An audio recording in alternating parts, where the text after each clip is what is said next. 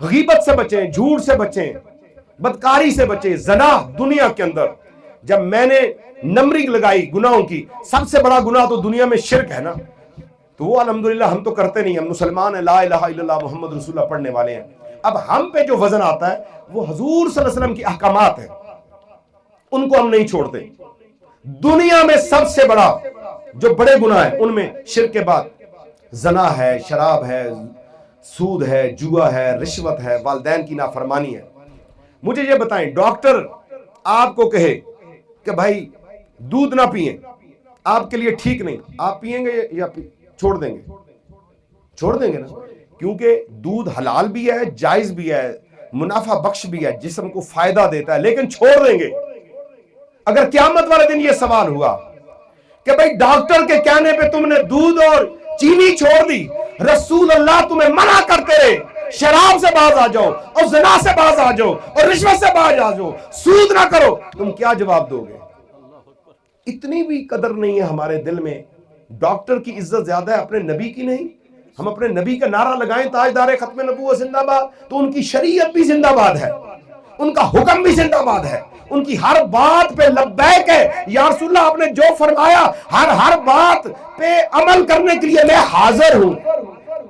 تو شراب کو چھوڑ دیں، جوئے کو چھوڑ دیں، رشوت اور سود کو چھوڑ دیں، حرام کھانا چھوڑ دیں، حرام کا لقمہ۔ لوگ میرے پاس آتے ہیں، پیر صاحب کوئی دعا قبول نہیں ہو رہی، آپ نے ذکر دیا، بڑا عرصہ کیا، میں نے کہا دعا قبول ہوگی کیونکہ اللہ سننے والا ہے، دعا مانگنا کبھی نہ چھوڑنا، اللہ سنتا ہے، جس حال میں اللہ کو پکارو اللہ تمہاری سنے گا۔ میں نے کہا اس کے لیے یہ کام کر لو، یہ خیال کرو تمہارے جسم میں حلال کا لقمہ ہے یا حرام کا ہے، بس انصاف آپ نے کرنا ہے، آپ جو کھا رہے ہیں وہ حلال ہے۔ شرائط نماز میں نے پڑھا ہے، اس میں سے ایک شرط یہ ہے، ان شرائط میں سے کہ جس جگہ تم نماز پڑھو وہ جگہ پاک ہونی چاہیے، تمہارا جسم پاک ہونا چاہیے، تمہارا لباس پاک ہونا چاہیے۔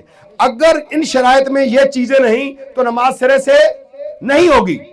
اب ہم کیا دیکھتے ہیں، کپڑے پہ ناپاکی نہ لگی ہو، ذرا باطنی توجہ دلاتا ہوں، ذرا خیال کرنا، یہ جو میں نے کپڑے اور کاٹن اور بڑے استری شدہ کپڑے پہنے ہیں، یہ کسی کے یتیم کے مال کا کپڑا تو نہیں ہے، کسی بیوہ کے مال کا تو نہیں ہے، کسی رشوت کا تو نہیں ہے، کسی سود کا نہیں ہو۔ جہاں ظاہری باطنی کا خیال رکھنا ہے وہاں باطنی پاکی کا بھی میرے نوجوانوں خیال رکھنا، پھر دیکھنا تبدیلی ہوتی ہے یا نہیں، میرا رب دعائیں قبول کرتا ہے یا نہیں۔